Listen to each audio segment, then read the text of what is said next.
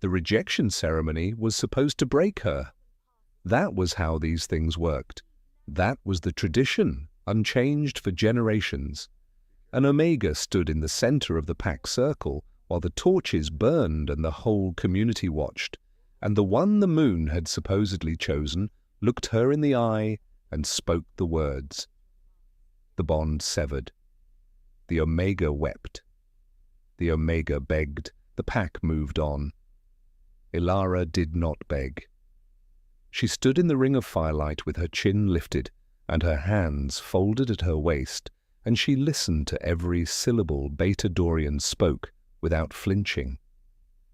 He was handsome and well-dressed, and his voice was pitched to carry across the clearing and through the trees. He said she was weak. He said she carried no power worth bonding to. He said that an Omega without measurable gifts had no place beside a man of his station, and that the moon had been mistaken, and that he would not be bound to a mistake. The pack stood in a ring around them.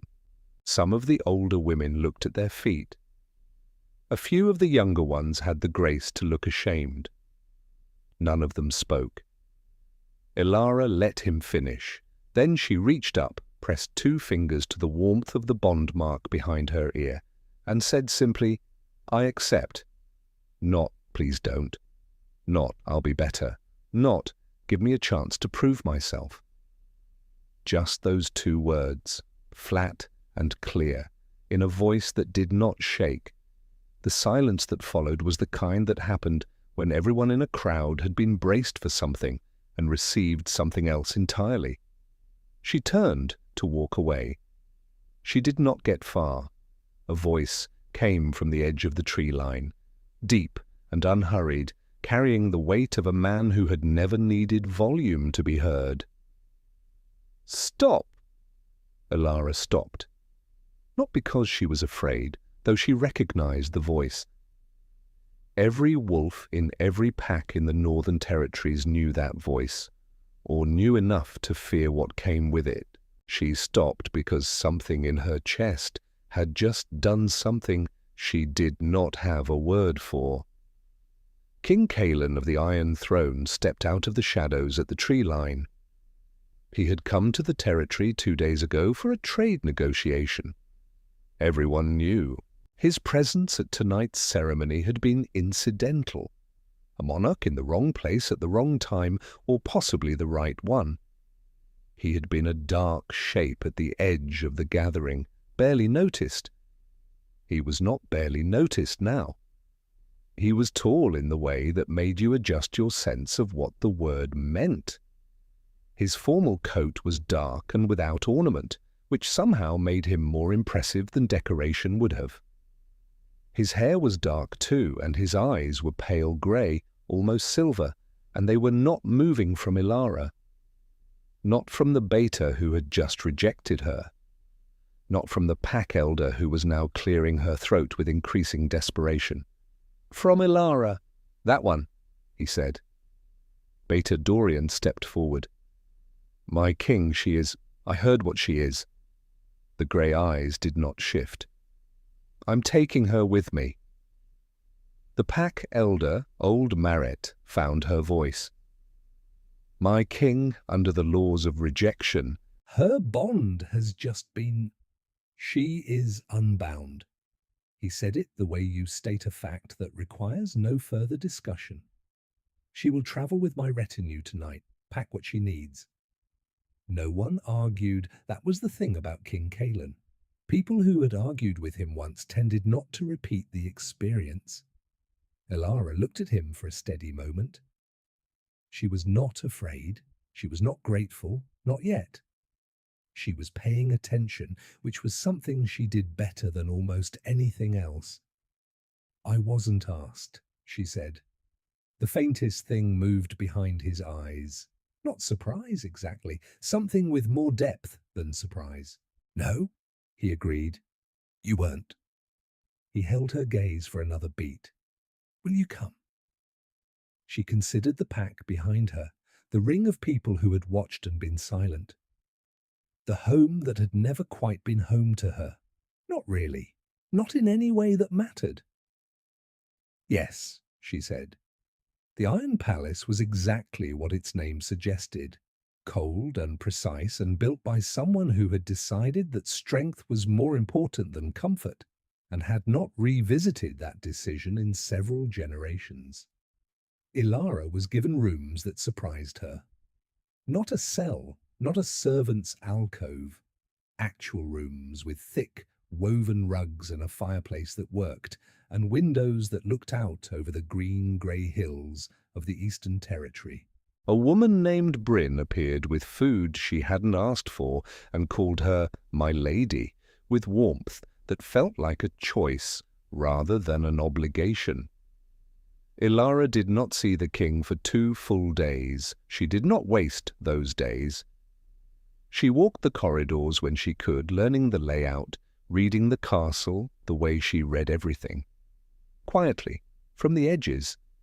She spoke with Bryn, who knew which rooms were occupied and which were closed and why, and who had served in the palace long enough to know where the grief sat in the walls. "The young prince," Bryn said, on the second evening, carefully. "He's been very ill." Ilara had heard the sound from down the corridor. She had tried to find it, and been redirected by a guard who was apologetic, but firm. "How long?" she asked. Bryn looked at her hands. 3 months, since the winter solstice. On the 3rd morning, a guard came to her door and asked her to follow. He led her not to the throne room, but downward, through corridors that grew quieter with each turn, to a set of heavy oak doors reinforced with iron bands, and from behind them came the sound that had been living in the back of her awareness since she arrived. A child in pain, small and desperate and unable to explain itself. The sound rose and fell in patterns that had no comfort in them. The guard opened the door. King Cailan was inside. He was seated in a plain wooden chair beside a low bed, and he was not the terrifying monarch of the ceremony clearing. He was a man who had been in a room for 3 months that kept defeating him, and had not left anyway. His formal coat was gone. There were shadows under his eyes that had nothing to do with the candlelight. The child on the bed was perhaps 4 years old, small and dark-haired, with his father's pale grey eyes currently screwed shut. His body trembled with a rhythm that was not natural sleep. His hands gripped the blanket in tight fists. Around him, the air had a quality to it that Ilara could only describe as wrong. Faintly charged, faintly pressurized, the way air felt before a storm that had been building for too long. 3 healers stood against the far wall. Their robes were perfectly clean. They had the look of people who had done every correct thing and watched it fail. "My son," the king said. He did not look at her when she entered. "His name is Rin. He has been this way since the winter solstice." Ilara moved toward the bed. She could feel it already. The wrongness in the air, the disruption in the frequency of the room. Her gift had never announced itself. Other wolves carried powers that blazed and declared themselves, fire, extraordinary strength, speed that rewrote what a body could do. Hers was nothing like that. It lived in the space under things, in the register below hearing, in the part of the wolf self that was older than language. "What have the healers tried?" she asked. "Everything in the standard repertoire." The word everything landed like a weight. Binding spells for the pain, calming drafts, suppression magic. He throws them off. His wolf self is fighting something it can't identify, can't stop, can't communicate. Cailan's jaw tightened. The last healer who attempted direct contact was thrown across the room. Her wrist was broken. She was not severely hurt. But his son was 4 years old, and had already broken a healer's wrist and did not understand why and could not stop himself. Ilara crouched at the edge of the bed. She did not reach out. She was still, the way she had been still at the edge of forests as a child, waiting for the animal in the undergrowth to forget she was a threat. She listened. Below the sound and the visible distress and the wrongness in the air, she listened for the thread of it, the shape of the problem, the way you had to listen for the source of a leak rather than simply sweeping up the water. She found it. It was not an illness. It was not a natural curse. It had been put there, precise and deliberate, worked into the root of the boy's wolf spirit like a splinter, driven deep, designed to cause continuous distress, continuous pain, with no surface wound for a healer to find, no pathogen to identify, no visible cause to treat. Something that belonged to someone else, inserted where it had no right to be. "Someone placed this in him," she said. The room became very still. Kaelin looked at her for the first time since she'd entered. "What?" "This is not an illness and not an organic curse." She kept her voice even. "It was put there, deliberately. Someone with real knowledge of wolf spirit anatomy created this and anchored it inside him. It's designed to be invisible to standard diagnostic methods." She met his gaze. "Someone did this to your son on purpose." The king's grey eyes had gone to a temperature that had no warmth in it at all. "Can you remove it?" "I don't know yet. I need to understand it better first." She turned back to Rin. "Let me see if I can calm him enough to do that." She extended her hand, not touching, hovering a few inches above the small chest, and she breathed, long and slow and deliberate, and she let the gift move outward, not a spell, not a technique with a name. The deep, old language of wolf to wolf, the register below words, the sound that meant, "I am here. There is no danger now, you are not alone. Rest." Rin's trembling slowed. One of the healers let out a sharp breath. The boy's fingers unclenched slowly. His breathing, which had been shallow and ragged, began to deepen. The charged quality of the air around him softened, like a fist unclenching just slightly for the first time. He was not healed, not even close. But for the first time in 3 months, he was quiet. Ilara lowered her hand and stayed crouched for a moment. And when she looked at the king, he was looking at her the way she had seen people look at things they did not yet have a category for. "Who are you?" he said. "I'm not entirely sure yet," she answered honestly. "But I can help him. I think I can help him." She was given full access to Rin's rooms from that day forward. The healers stayed and watched her, the way scholars observed a phenomenon they had not yet found language for. Kaelin came each evening after the last council session and sat in his chair and watched his son sleep without the sounds of suffering, and something shifted gradually in the set of his shoulders. It was not a large change. It was the change of a man who had been carrying a particular weight for so long that he had forgotten what it felt like to set it down, even briefly. He did not say thank you in words at first. He said it in other ways. A heavier cloak appeared in her rooms. The meals improved without her asking. She mentioned once that the window in the corridor near Rin's chamber was draughty, and it was repaired within the day. When she asked for access to the palace's archive of old texts, she had been searching for historical records of wolf spirit afflictions. The archive doors were open within the hour, and a scholar had been assigned to assist her.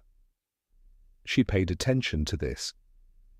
She had spent her whole life paying attention to small things because small things were where truth lived. And the small things around Kaelin were telling her something she was not quite ready to look at directly. He started joining her in the corridor after evening visits to Rin, not in any way that was announced.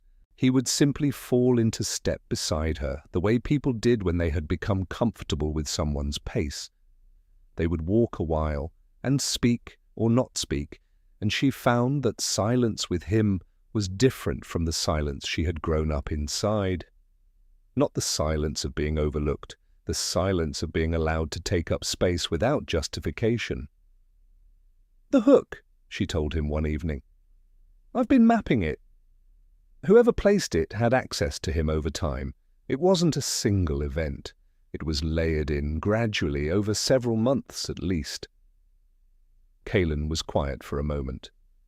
"Which means whoever did this was inside his rooms repeatedly," he said. "Yes. I'll compile a list," he said. "Everyone who has had unsupervised access to Rin in the past year."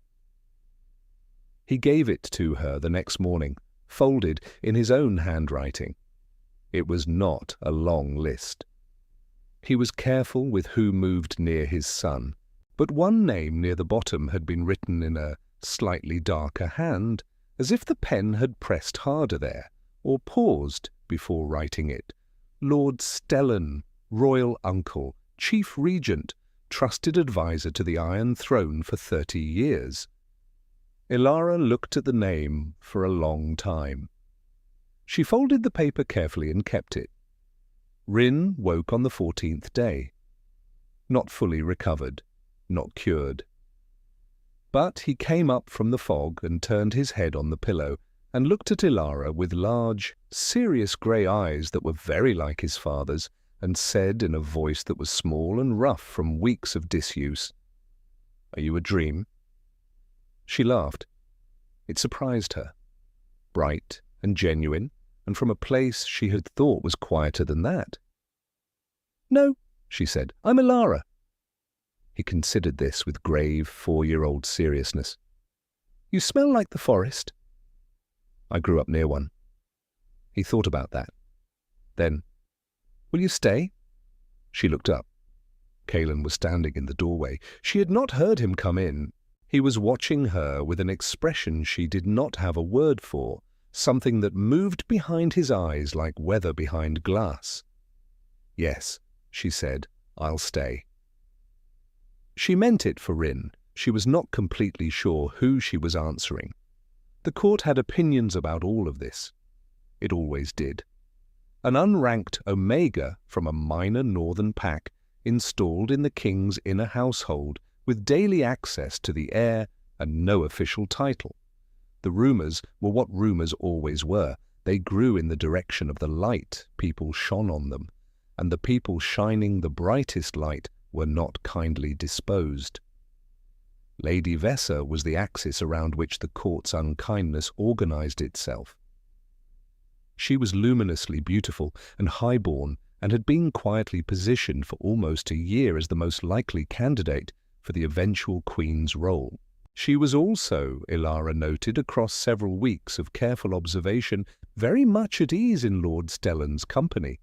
They spoke often, in corridors, in window alcoves, in the moments before and after council sessions, with the comfort of two people who had been planning something together long enough to stop pretending it was coincidence. Vessa made her move on a grey afternoon when Ilara was crossing the inner courtyard with an armload of archive texts. She appeared with two of her ladies and smiled the kind of smile that was constructed to be read as beautiful and functioned as something else entirely. "You look tired," she said pleasantly. "Nursemaid work must be exhausting." "It is," Ilara said, "but the prince is improving, so the exhaustion is worthwhile." Something flickered in Vessa's expression, not just malice, a very specific alarm. "Is he?" she said. "He spoke to me yesterday. The king was there. He seemed very moved." Ilara watched the knuckles of Vessa's hand, where she held her wrap, go white. "I expect we'll see Rin walking in the gardens within the month." Vessa's smile arrived a beat too late. "How wonderful," she said. Ilara walked past and did not look back. But she thought about those white knuckles for the rest of the afternoon. There were 12 names on the list. 11 of them she cleared through proximity and patience.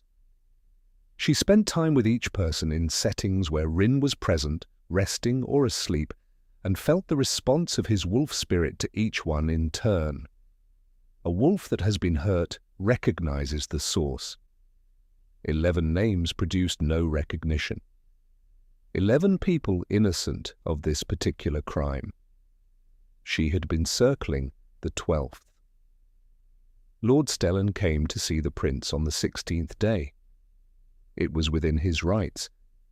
He was chief regent and the king's closest advisor, and his visible concern for the royal heir was documented and public. He was silver-haired and warm-voiced, and everything about him radiated the comfortable reassurance of a man who had spent decades being exactly the sort of person everyone around him needed him to be. He greeted Ilara graciously. She smiled back, kept her face entirely still, and felt underneath her sternum something cold and certain settle into place. Because the moment Stellan stepped through the door, Rin's wolf spirit did something she had not seen it do since she had begun her work. It contracted. Not the way a child reacts to a stranger. In the specific, bone-deep contraction of a creature that has identified the source of its pain and is trying, with no ability to flee, to become very small. She sat with that knowledge through the remainder of his visit.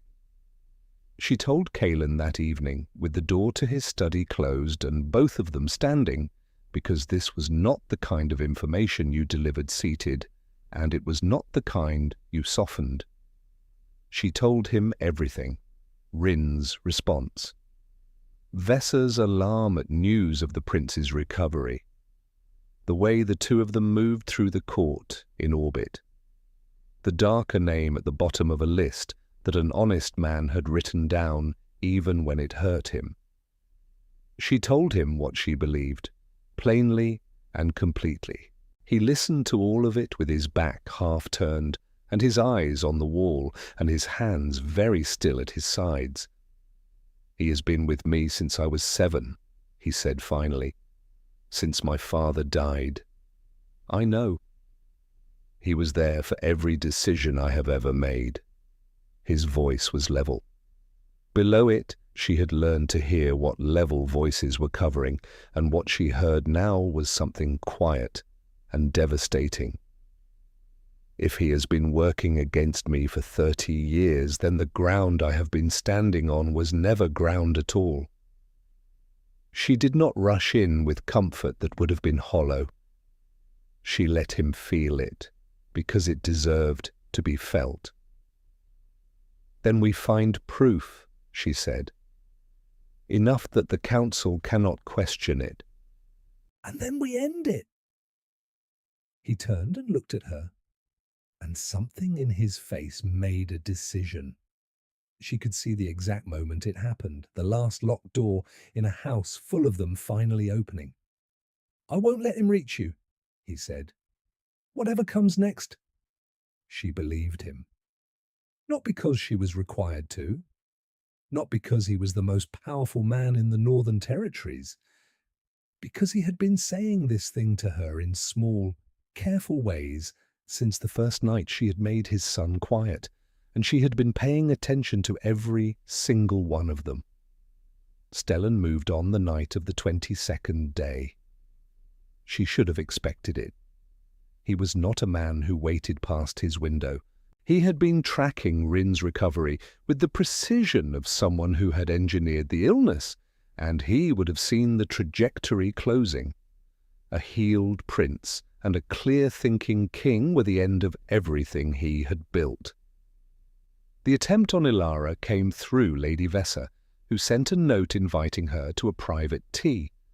The note was warm and surprisingly gracious in tone, and because Ilara was not careless, but had perhaps been trained too long by a life that told her to accept invitations from her betters, she went. The tea was wrong before she finished the second sip. She set the cup down gently. She looked at Vesser. Vesser looked back at her, and the performance of friendliness was gone. "He promised me a title in the new court," Vessa said. "When Stellan takes the throne." "And the boy?" Elara asked. "Rin, the 4-year-old who spent 3 months in agony."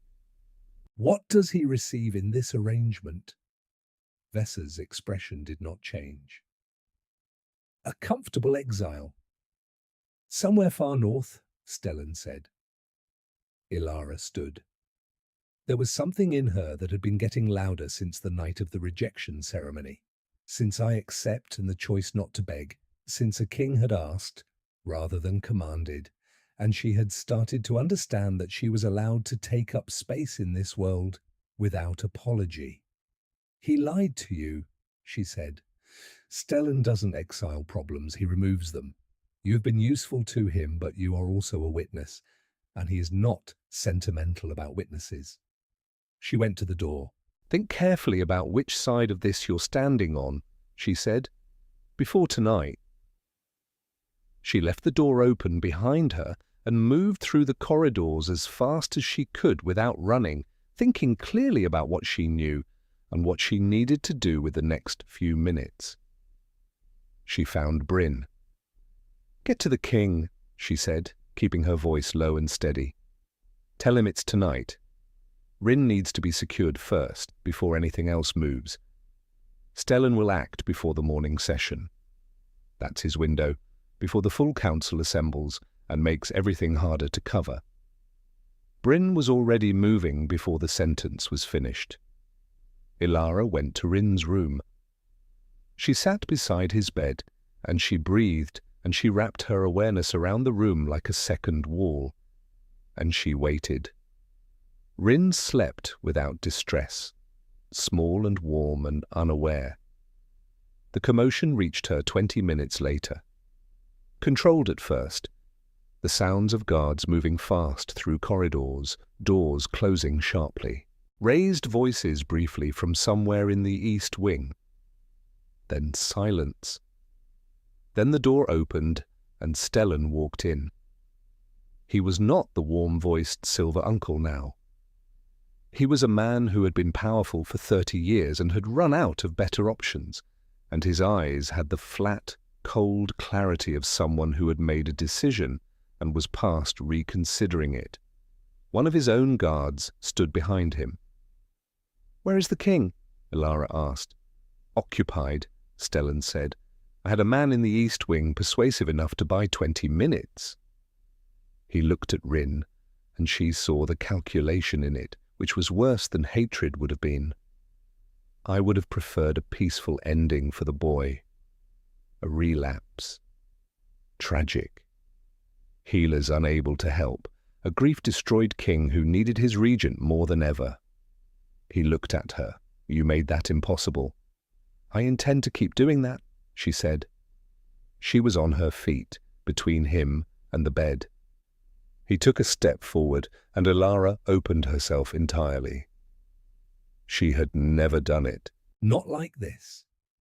She had used the gift in careful, calibrated measures her whole life, a thread of it here, a controlled whisper there, always within the bounds of what felt manageable, always afraid of what would come out if she stopped managing it. But the boy behind her was 4 years old and had spent 3 months in engineered agony. And the man in front of her had built that cruelty with the patience of someone who had never once been made to account for himself. She stopped managing.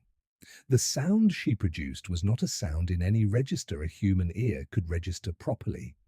It was the frequency below hearing, the oldest layer of wolf communication, the channel underneath pack hierarchy and ceremony and everything that had been constructed on top of it across centuries. The original language, the one that said simply and absolutely, "This is the sound of true authority. This is the command that existed before there were words for commands." The guard behind Stellan dropped to his knees. His wolf self had heard something it had no mechanism to refuse. Stellan himself had suppressed his wolf decades ago, traded the animal for politics and precision.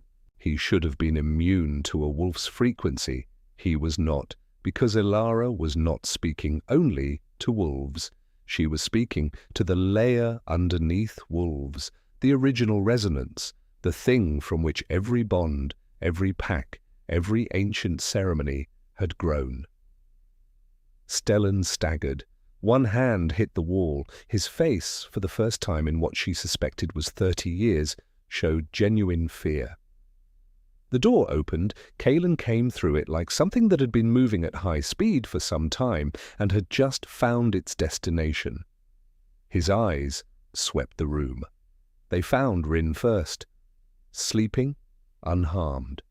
Then they found Elara, standing between Stellan and the bed, her hands raised, her whole body vibrating with the effort of holding what she had released.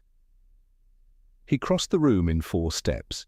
He took Stellan by the collar with one hand, and 30 years of careful manipulative power became irrelevant in an instant. There were things in the world that strategy could not account for, and one of them was a father who had just seen what had been done to his son. Elara's knees gave. The full effort caught up with her at once. She had never used the gift at that scale. She felt scraped clean from the inside, wrung out, and the room was tilting at a slow, pleasant angle, and then the floor was simply there, and she sat down on it with more honesty than grace. Kaelan released Stellan to the guards filling the doorway. She heard him say arrest and chain and iron without raising his voice. And then he was on the floor beside her with his hands on either side of her face and his voice saying her name. "Elara? Look at me, Elara." She looked at him. "I'm all right," she said. "You're on the floor." I chose the floor. It seemed like the sensible place to be. He made a sound that was not quite a laugh and not quite something else, a sound she suspected he had not made in a very long time, and he pulled her against his chest and held her there with the grip of someone who has been told something is lost and discovered it wasn't. "I heard the frequency," he said, his voice rough at her hair. "From the East Wing, in the middle of a fight with Stellan's man. I heard it, and I knew exactly where it was coming from, and I—" He stopped. "I've never moved that fast in my life." "I noticed," she said. "Your timing was very good." On the bed, through all of it, Rin slept on. In the morning, she removed the hook. She was rested enough, just, and Kaelan sat on the other side of the bed holding his son's hand while she worked. She reached down into the root of Rin's wolf spirit, following the foreign thread to its anchor, and she took hold of it, and she said, "This was never yours. It was placed here. You can let it go." It resisted. It had been there long enough to have grown into the tissue around it. She was patient. She worked carefully around the edges of the anchor, separating what belonged to Rin from what had been put into him, piece by piece. She found, while she was there, a second thread, fainter, older, in a different location, not in Rin. She followed it and understood. It extended to the king. Old, 30 years, perhaps more. A different kind of work from the hook in the boy, one that did not cause pain but blunted and muted and softened the edges of instinct and judgment. Something designed not to hurt, but to make the man wearing it more manageable, easier to redirect, less likely to look too closely at the hand steering him. She removed that one too, clean and careful. She felt the moment it lifted in the way the air in the room changed. Kaelan went very still. Then she turned all of her attention back to Rin, and she finished what she had come to do, and the boy arched once, a single, sharp breath, like surfacing from deep water, and then settled into sleep that was his own, natural and ordinary and free. Rin opened his eyes. He looked at his father. "Papa," he said. And the Alpha King of the Iron Throne said, "I'm here," in a voice that had not one armoured thing in it at all. The trial of Lord Stellan moved quickly, because it had a great deal of evidence behind it. The search of his chambers produced 30 years of correspondence and records, the meticulous documentation of a man who had believed he would never be caught and had therefore kept everything. Every manipulation, every careful redirection of the king's thinking, every communication with Lady Vessa recorded in a hand so confident it was almost insulting. Lady Vessa, presented with the full weight of what had been found and what she had participated in, made the pragmatic choice and provided a detailed account of the past year's activities.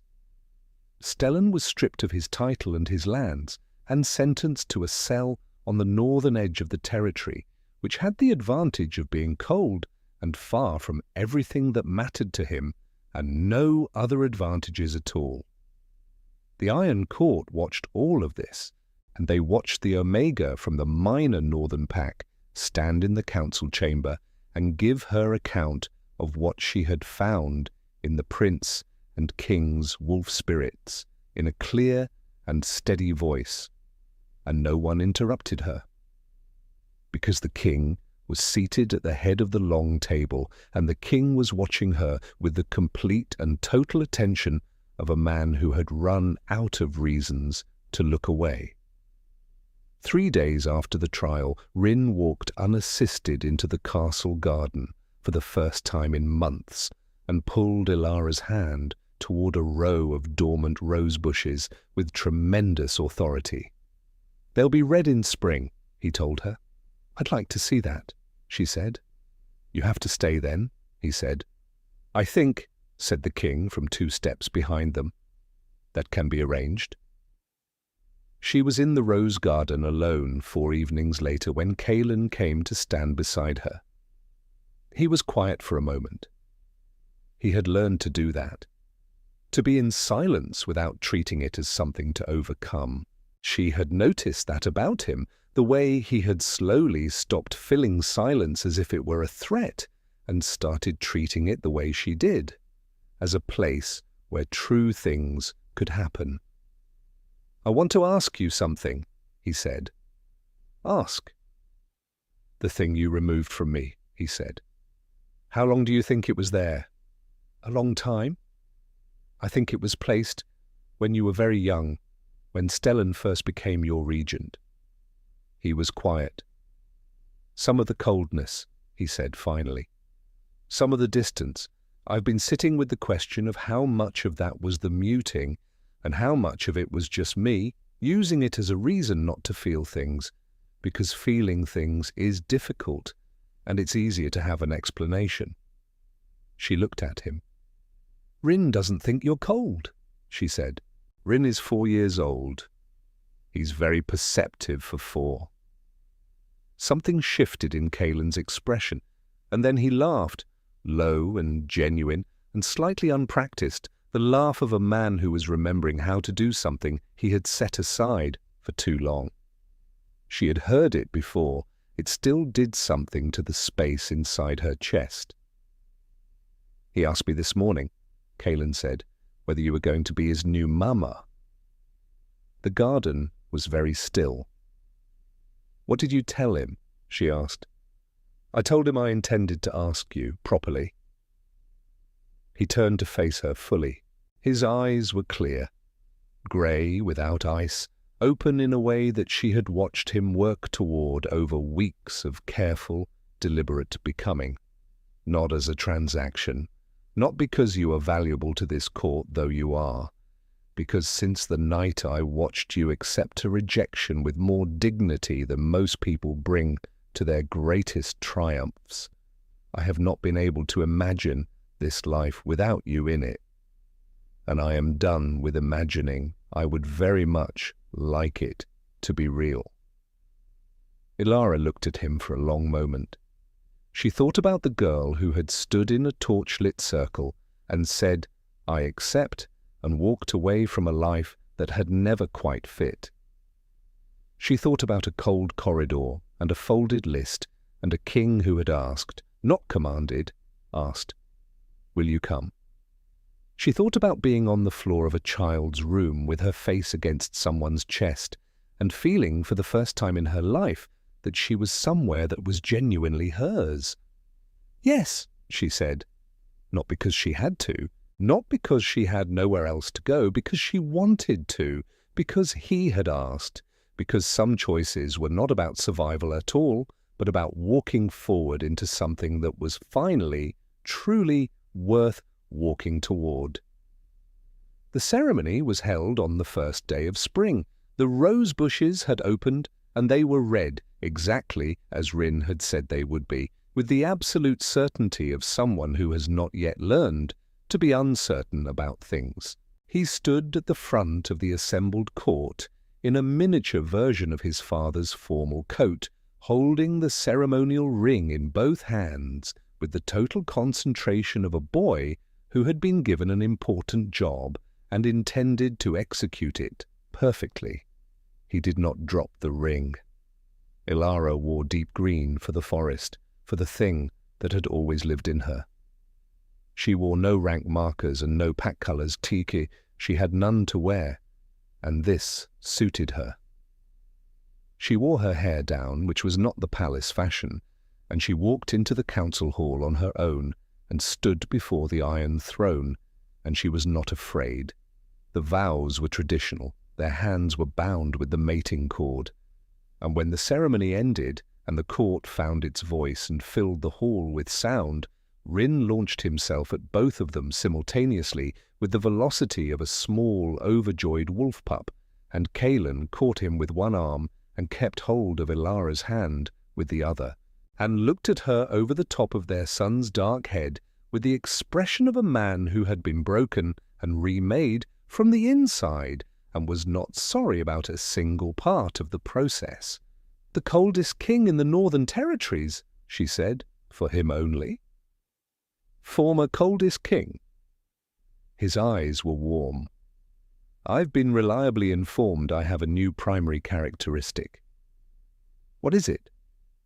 He looked at the boy in his arms, at the woman beside him, at the room full of people who had watched an Omega from a minor northern pack become their queen and had found, in the end, nothing to argue with about it. "Lucky," he said. 6 months later, Rin ran through the garden in the first snow of winter, catching flakes on his tongue, providing a running commentary on each one's quality to no one in particular. Ilara watched from the garden doorway with a warm cup in her hands and Kaelin's arm around her shoulders, and the palace was quiet in the way that things are quiet when they are at peace, rather than merely contained. The court had settled. The council had new blood in it, people the now unblunted king had chosen for their honesty rather than their manageability. The Northern Territories were governed by someone who was, for the first time in 30 years, entirely and unreservedly himself. She thought about the rejection ceremony sometimes, about what it had felt like to stand in that circle and say, "I accept," and mean it, not as defeat, but as a door closing on something that had never been right, to make room for something that was. Some losses were the beginning of things. "He's going to eat snow until he makes himself sick," Kaelin observed. "Yes," she agreed. Neither of them moved to stop him. They stood in the warm light of the doorway and watched their boy run in the first snow. And somewhere far to the north, a former regent sat in a cold cell and had a very long time to consider the consequences of underestimating quiet women who paid close attention to small things. And the bond between the Omega, who had refused to beg, and the king who had finally learned to ask proved stronger than any hook, any scheme, any 30-year campaign to keep a good man from becoming himself. It proved, in the end, stronger than everything. Thank you so much for listening today. These stories only exist because of you, and I mean that genuinely and completely. If this one stayed with you, please let me know in the comments. I read every single one, and hearing from you is the best part of doing this. And if you haven't subscribed yet, please do. It's completely free. It keeps these stories coming, and it means more than I can say. Until next time, take good care of yourselves.